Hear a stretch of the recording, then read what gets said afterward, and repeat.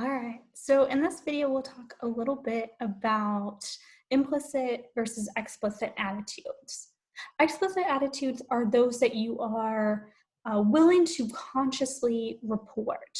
So if I ask you, how do you feel about a particular group? This is what you would say or write on a survey. There is some controversy as to what are implicit attitudes, and when we measure them, what exactly are we measuring? Some will argue that we are measuring those attitudes that one refuses to admit. So the person knows they hold a negative attitude, but they want to seem politically correct. And so we have to measure that attitude indirectly to get at the truth. Others argue that we are not even consciously aware that we hold these implicit beliefs, that they are completely unconscious. Still, others argue that what we are actually measuring are biases that are propagated by culture and not necessarily personally endorsed. The idea being that this cultural influence is so pervasive and insidious that we are aware of negative biases towards groups, even if we don't personally hold these same biases. So, one of the most popular techniques to measure implicit attitudes is the implicit association test. And so, this is essentially a categorization task. Participants are seated in front of a computer screen and they are asked to categorize visual stimuli using two keys on a keyboard. And so initially, they may start out classifying or categorizing faces. So, is this a face of a Caucasian or European American or an African American? So, we categorize faces. In the next trial, they may be asked to categorize words. So, is this a positive word or a negative word? And these words have been pre screened to be pretty consistent in terms of how people respond to them as a good or a bad word. So bad is things like death and vomit. Good is things like love and happiness. So they're asked to categorize words. And then we have the combined trials, which is what the researchers are actually interested in which we have one key or one hand that categorizes one type of face, the African American faces, with the good words, and then another hand, another key that categorizes all the European Caucasian Americans and all of the bad words. Right, so here what we're looking for is basically do people have disruptions in their performance? So we'll look at response latency and mistakes. So they'll compare people's performance in this phase or this trial that you see here. African American faces are categorized into the same category with good words. European Caucasian Americans are categorized into the same category with the bad words, compared to when that is switched. So in the phase in which African American faces are in the same category as the bad words, European Americans are in the same category as the good words. And so what the researchers will be looking for is differences between these two trials in terms of response latency. So how long does it take you to make the decision? And errors. How many mistakes do you make? If you make more mistakes in this particular phase that is depicted, what it likely indicates is that this is not how your long-term memory system is structured. This is not a natural association for you. And so that longer response time and those extra errors indicate that you are having to engage in controlled processing, that it's not automatic processing, that kind of automatic reflex that we're getting here, that your automatic processing, your automatic reflex was actually to pair European American faces with good words. indicating European American is tied to good and African American is tied to bad. Right? That is the automatic kind of reflex process. To ask you to do otherwise is to ask you to engage in controlled processing, which is more difficult. So it's asking you what is kind of that automatic thought process in your head. And so that's the theory behind what it is that we're measuring and what that response latency and those errors would mean. Now, keep in mind, I'll post the link so that you guys can take an implicit association test. And you'll have a number of different options to choose from. You can try out a few different tests if you want. And what you'll notice is that there are multiple trials in which the categories switch. Right? What they're attempting to do is to control for handedness so that your responses aren't biased by you being right-handed or left-handed, for instance.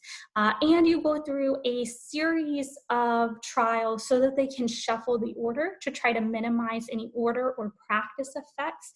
But keep in mind that these controls, having multiple trials that are shuffled, switching the handedness, help to control error at the group level. So on average, but at the individual level, when it comes to interpreting your individual results, we cannot be 100% certain that some of those errors did not contribute to your individual score.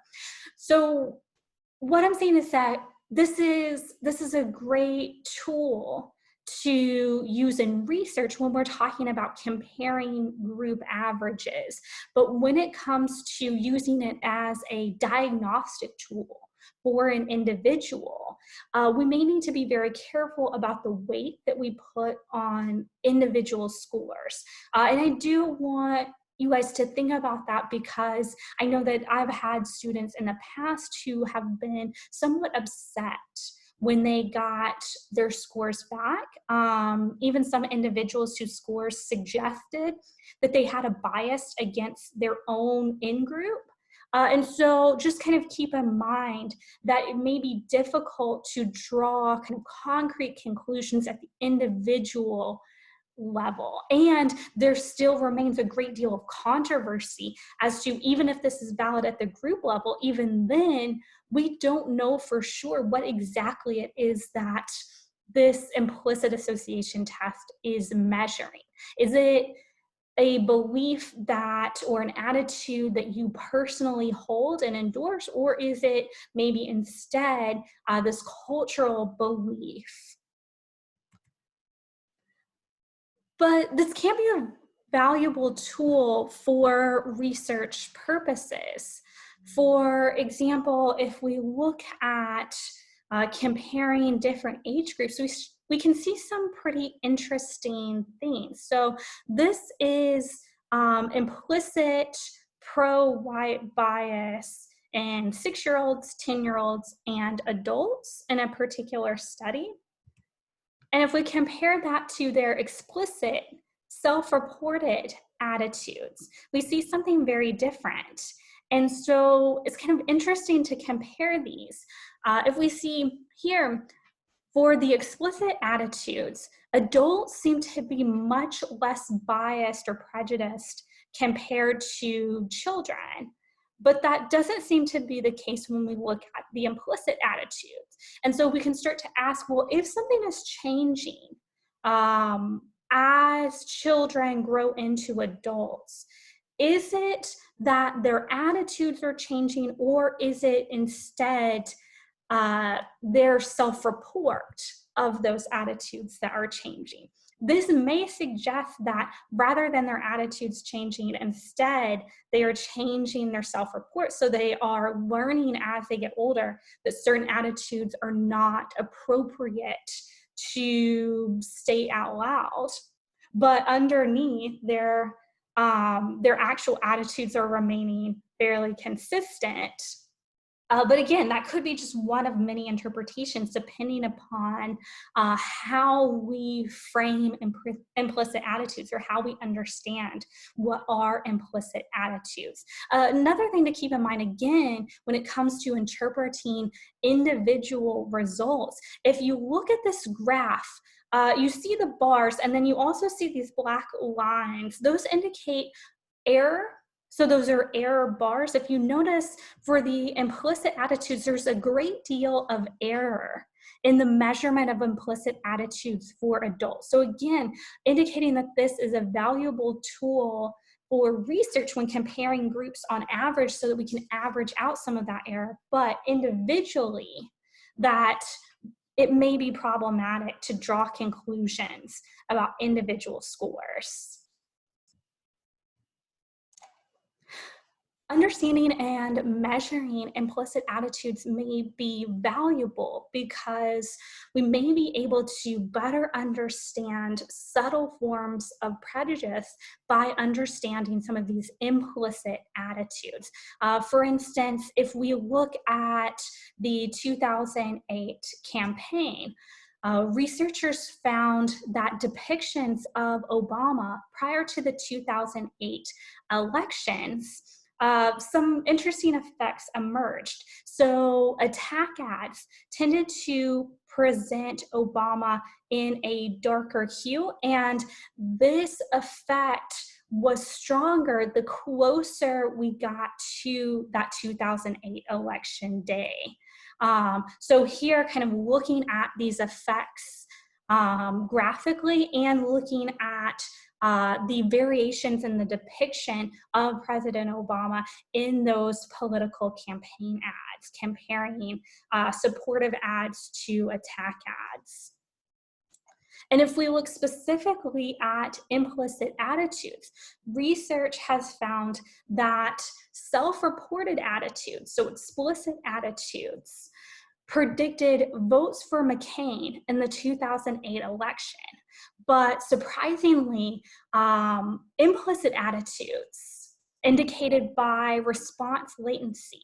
So results from the IAT test, the implicit association test, that suggested an implicit negative bias towards African Americans, predicted not votes for McCain, but votes for a third-party candidate, or for not voting at all in the 2008 election. But still, we're seeing that those individuals who had a negative implicit attitude did not vote for Obama. So it is predicting voting behaviors, but in a more subtle or indirect way than what we see with explicit attitudes.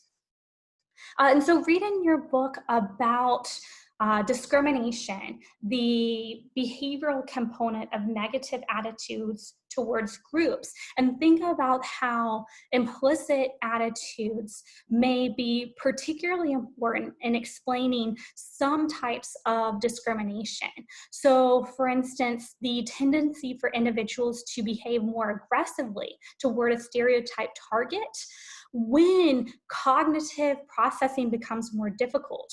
So controlled processing is disrupted. We may see that automatic processing that's measured by the IAT is influencing behavior. So times when people are stressed or angry or otherwise not in control of their conscious intentions.